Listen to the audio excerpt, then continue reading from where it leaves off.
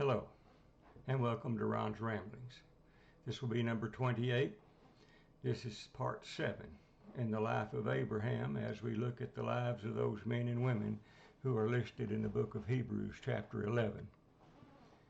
Abraham is still camped in the plains of Mamre near Hebron, about where the blue dot is located on this map.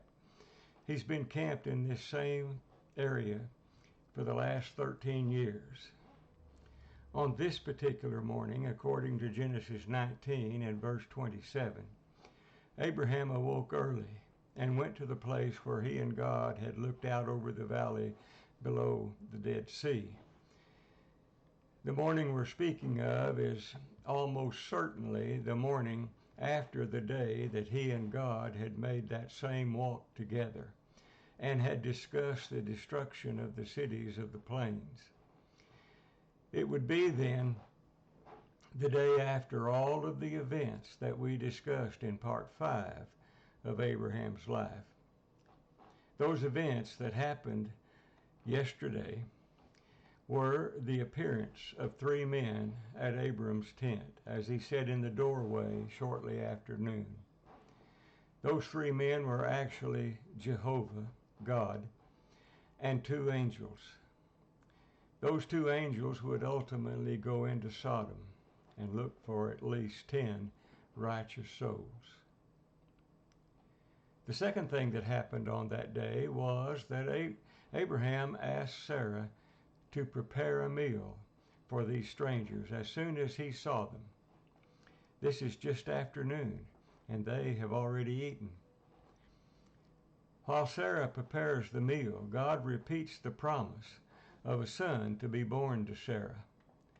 Sarah overhears that comment, and she laughed within herself. But God repeated the promise, and he said that it would happen in 1 year. As we'll see later, it happens exactly 1 year to the day after this day. Also that day, the covenant of circumcision was established between God and Abram. And then God changed Abram's name to Abraham and Sarai's name to Sarah. The last thing that we discussed happening on that day was the 2 angels leaving and going towards Sodom while Abraham walked with God to the peak of the mountain ridge, possibly about halfway to the small town of Ziph on this map, where they looked out over the Dead Sea Valley and, for the lack of a better word, negotiated the destruction of the cities of the plain.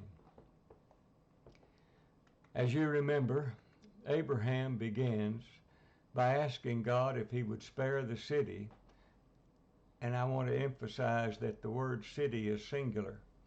Abraham began by asking God if he would spare the city. I'm assuming that's Sodom, because that's where Lot was living. But at any rate, Abraham asked God if he would spare the city if the angels were able to find 50 righteous people living in Sodom. God agreed to that and said that he would not destroy the cities, plural. Now, here again, this emphasis is on the term city. In this case, when God answers, it's plural, indicating that God was speaking about more than one city, whereas Abraham was thinking of only one, Sodom. But God says, I will spare the cities if there are 50 righteous people found in Sodom.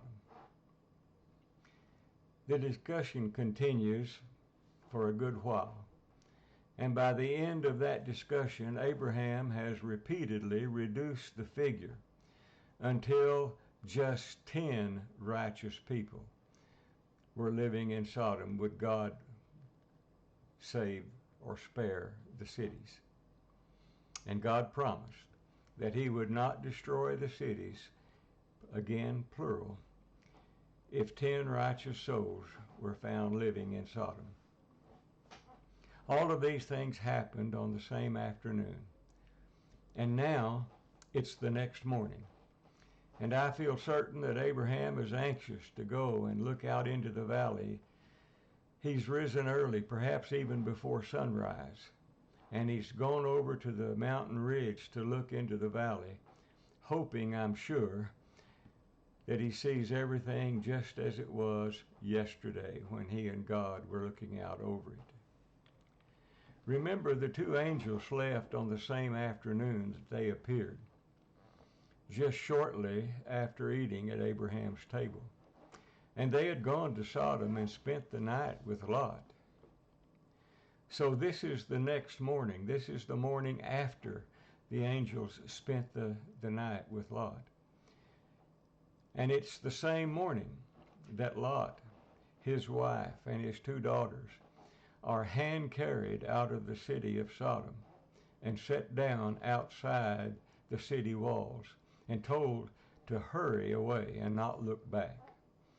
You may remember that the angels encouraged Lot and his wife and his two daughters to hurry, but they lingered, and they continued to linger even after being prompted to leave by the angels, until the angels had to physically pick them up and set them outside the city walls.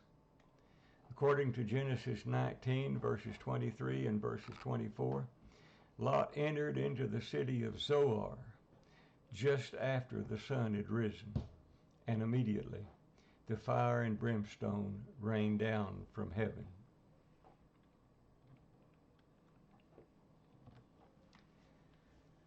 All of us are familiar with the term fire, but we might not fully understand the word that is translated brimstone. Brimstone is defined by the International Standard Bible Encyclopedia as a highly flammable pitch or a resin-like sticky gel similar to tree sap, but much thicker and much more sticky. When brimstone is coupled with the word fire, though, and is used in reference to destruction, as we see here in the cities of the plain, it is usually understood that brimstone melts and begins to flow into the lower areas very quickly. It ignites and flows easily. As it does, it adheres to everything that it comes upon and that it sets ablaze. The ground in the plains area below the Dead Sea had a high content of sulfur, probably still does, which is also highly flammable. And there's also gypsum located there. When sulfur and gypsum began to burn, both of them give off a suffocating, toxic fume. I've read that even to this day, travelers who are touring in that area often are able to pick up lumps of sulfur that is encrusted with crystals of gypsum left behind after the destruction. This photo was taken during the recent eruption of a volcano in Hawaii. I included it in this series because once ignited, brimstone would melt and flow very much like molten lava pouring from a volcano, except brimstone would flow faster than the lava, and it would quickly be burning streams of fire that flowed down the valley and pooled into the lower areas. As the brimstone adhered to the sulfur and gypsum, it would ignite those minerals, and it would appear as if the very ground itself was burning, giving off plumes of toxic, suffocating smoke. Commentators say there is no worse or more severe punishment imaginable than fire and brimstone. Many commentators believe the lake of fire that we see talked about in the book of Revelation, chapter 20, burns with fire and brimstone. and it is into that lake. All those whose names are not found in the book of life will be cast. It is called the second death, and the pain never quits because it is eternal. Abraham probably did not arrive on the mountain ridge early enough to see the fire fall from the sky, because verse 28 says he looked toward Sodom and Gomorrah and toward all the land of the plain, and he saw the smoke of the country rising from the valley. It would have been a thick, dark smoke billowing up from the valley. It would be as if it was the smoke of a mighty furnace. I believe it was probably darker and thicker than this photo depicts. Probably it filled the whole valley. Perhaps Abraham could see the city Zoar that was not being destroyed or not burning, but more likely he didn't.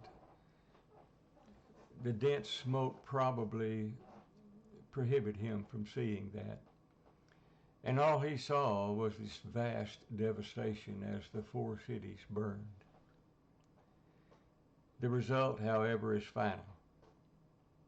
All the cities except Zoar were completely destroyed. All the inhabitants of those cities were dead. The devastation was so complete that the entire valley was consumed by the fire, and only Zoar escaped the destruction. There's one other verse that is in Genesis that I want us to look at, and it's in regard to Lot. It's verse 29 of chapter 19. And there it is stated, and it came to pass, when God destroyed the cities of the plain, that God remembered Abraham, and sent Lot out of the midst of the overthrow, when he overthrew the cities in which Lot dwelled. We may disagree on my conclusion about the meaning of this verse, but we must agree with the wording of the verse. You can read the verse for yourself, but the way this verse is worded, it seems to indicate that Lot was sent out of the midst of the destruction because God remembered Abraham. That means, to me at least, that the merciful saving of Lot and his daughters did not hinge on Lot's righteousness or lack of it, but upon God's remembering Abraham. That's pretty much the same thing as saying if God had not remembered Abraham, he would not have sent Lot out of the city of Sodom, in which case Lot would suffer the consequence that all the other people did. The scriptures do not tell us if Abraham ever learned that Lot had been saved. In fact, there's no further mention of Lot in the scriptures at all, other than references to this particular event. But to move along, this is a map of the southern area of what later became known as Israel. As chapter 20 of Genesis opens, Abraham has determined to journey from Hebron and go toward the south. It's fairly certain that his decision comes shortly after the destruction of Sodom, possibly just a few days, or at most a few weeks. To keep the timeline straight, as this chapter opens, Abraham is 99 years old. Sarah is 89 years old. Ishmael, the only son of Abraham that we know of, is 13 years old. And a few days earlier than this, the Lord had told Abraham and Sarah that Sarah would bear Abraham a son within a year's time. We're not told why Abraham decided to leave the plains of Mamre. Perhaps he wanted to search for a larger grazing field. After all, he is a rich man with a great herd of livestock. Or perhaps he just felt the need to leave that area after the destruction of the valley.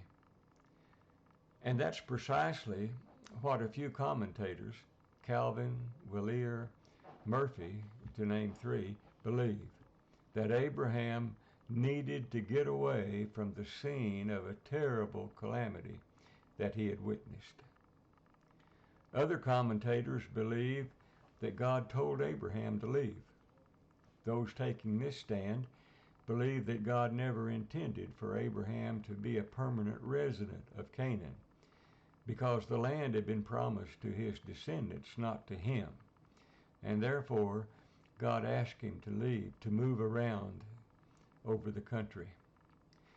One Jewish commentator, Rabbi Rashi, believes he has the real answer.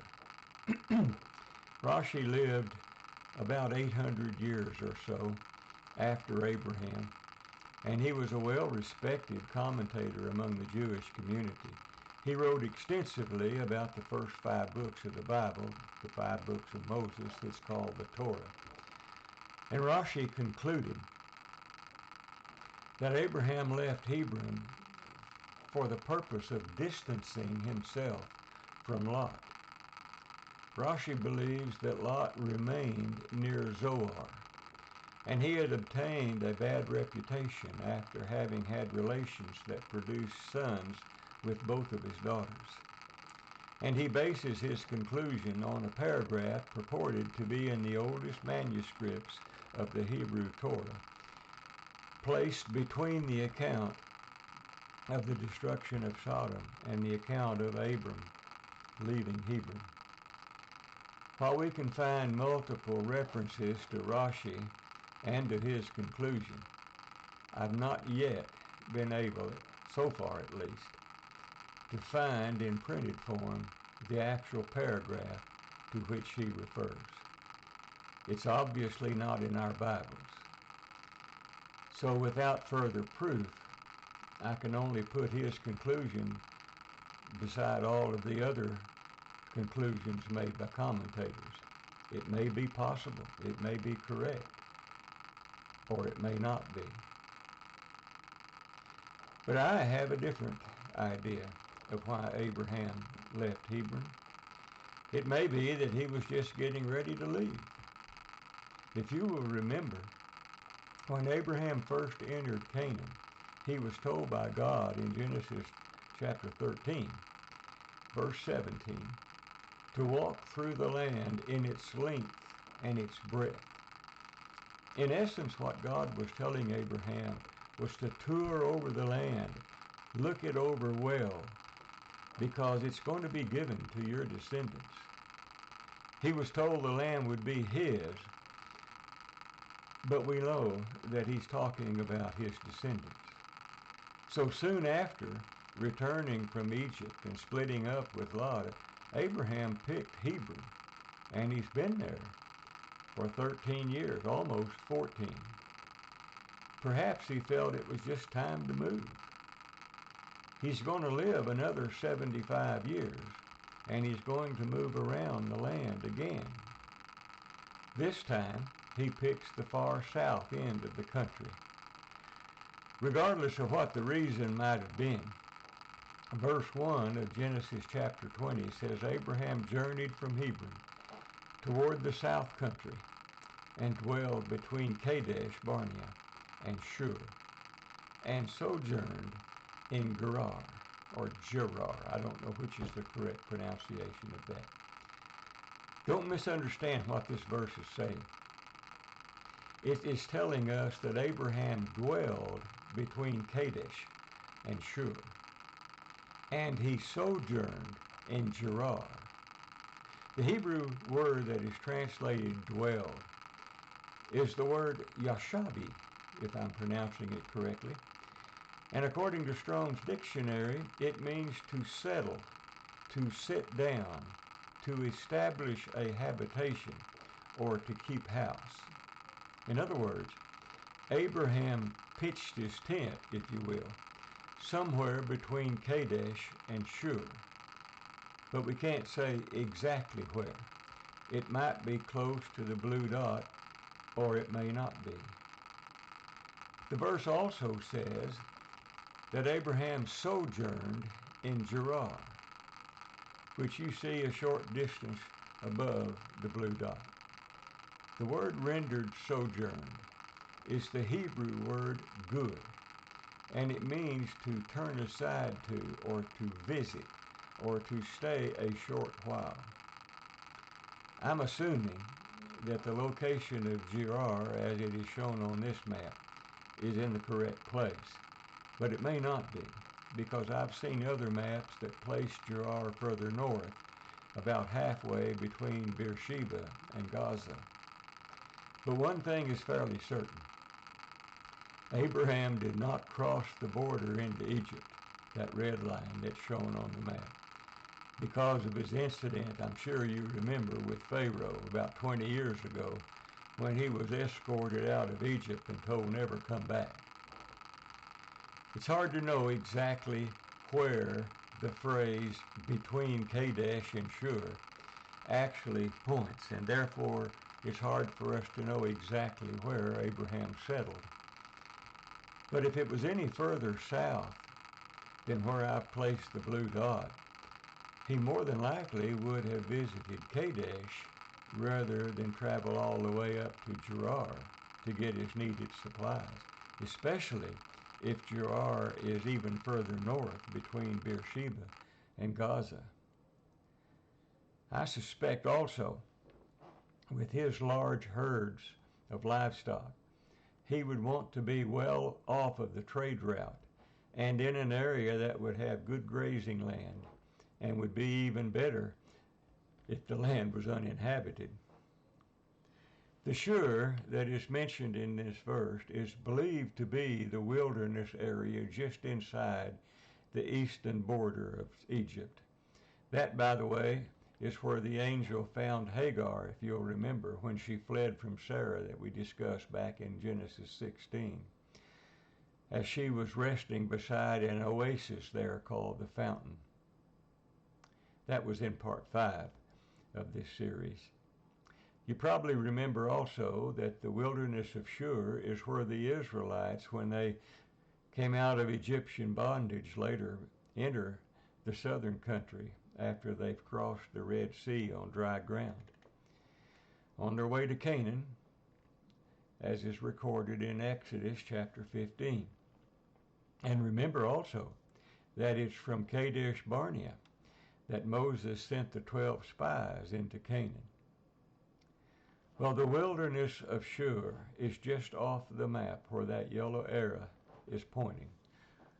Also notice the trade route just under that yellow arrow is called the way to Shure. A few minutes ago, I mentioned the incident between Abraham and Pharaoh, the king of Egypt. A little more than 20 years ago, Abraham, known as Abram then, was escorted out of Egypt and told never to come back because he told the Egyptians that Sarai was his sister. He did that so that they wouldn't kill him and take her because of her beauty. She was a very beautiful woman, even at age 65, which is what she was at that time. And as you remember, Pharaoh intended for Sarah to become one of his other wives. God interceded, the plan failed, and Pharaoh was very angry. And he had his army, after he scolded rather strenuously Abraham, he had his army escort Abraham and all that he had out of Egypt with the admonishment of don't come back. Well, as Yogi Berra would say, we're about to see deja vu all over again. Because we're going to just look, in just a few minutes, we're going to look at some very similar circumstances. And once again, Abraham messes up. This time, whether he knew it or not, Abraham had settled in Philistia, the land of the Philistines.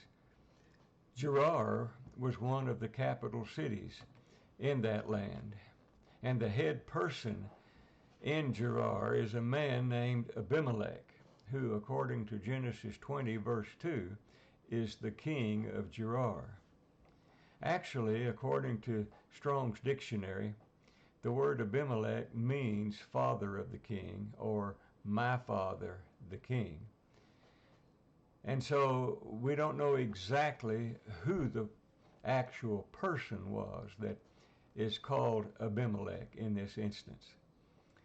As a matter of fact, there are only 4 people spoken of in the scriptures that have that name. The first one is this one, found here in Genesis 20 and verse 2, and the next few verses after that. And the second one that we find mentioned is probably the son of this person, because, by the way, it involves a similar incident that occurs between him and Abraham's son Isaac, who tries to pull the sister wife deception. That's down in Genesis chapter 26 when we get there, just like his father did here and in Egypt for the Pharaoh. The third occurs much later in the history, and it's the son of Gideon, and it's found in Judges chapter 8, verse 31, who claimed to be the king after his father had died there in Judges 9, and he called himself Abimelech. And then there's the father of Abiathar, a high priest in the time of David, in 1 Chronicles chapter 18. Although some of those accounts spell his name differently. Instead of Abimelech, it's Ahimelech, and that may be the more correct spelling, I don't know. But the account we see here, although it's not as detailed as the account was with Pharaoh in Egypt, from what we see stated, we can understand the sequence. Abraham is asked about Sarah, again because of her beauty, and stop and consider that now she is 89 years old. She has never given birth, and she still is trim and beautiful. So Abraham is asked about her, and he tells Abimelech that she is his sister. In this instance, when Abimelech takes Sarah, with Abraham's permission, mind you, God very quickly enters into the situation to protect her by speaking to Abimelech in a dream. It's verses 6 and 7, telling him that Sarah is really Abraham's wife, not his sister, and if he touches her, he and his whole household will surely die. Obviously, that gets Abimelech's attention, and the next day Abimelech confronts Abraham. That's verses 9 and 10. And similar to what happened when Pharaoh addressed Abraham 20 years before, Abraham tries to justify his actions with an elaborate series of reasons, none of which that work. And as with the incident with Pharaoh, Abimelech restores Sarah to Abraham, gives him gifts. Among those gifts were 1,000 pieces of silver. And Abimelech allows Abraham to live anywhere within his kingdom that he chooses to live. Later on, we're going to see a second confrontation between Abraham and Abimelech that occurred in this same year over a water well that has been dug previously, and that dispute was settled rather quickly, and Abimelech headed back to Gerar. It's not clear whether Abraham stayed where he had settled when he entered the country of Philistia, there where the blue dot is. Eventually, he is going to move to an area closer to Beersheba, but I don't believe he did it right now. I think it takes him a few months before he makes that decision, but we'll see that as we get to it. And as he promised, as God promised him before the destruction of Sodom back in Genesis chapter 17, Sarah becomes pregnant, and she bears a son to Abraham. His name is Isaac. And Isaac was born on the first anniversary of the covenant of circumcision, which is exactly 1 year after the covenant was made. And Abraham was 100 years old. Sarah was 90 years old, 10 years younger than Abraham. According to the terms of the covenant of circumcision, Isaac was circumcised on the 8th day of his birth. And this is a good place to end this session. I think there will be one more session we can wind up Abraham's life. I hope you have a good day, and thank you for watching. Good evening.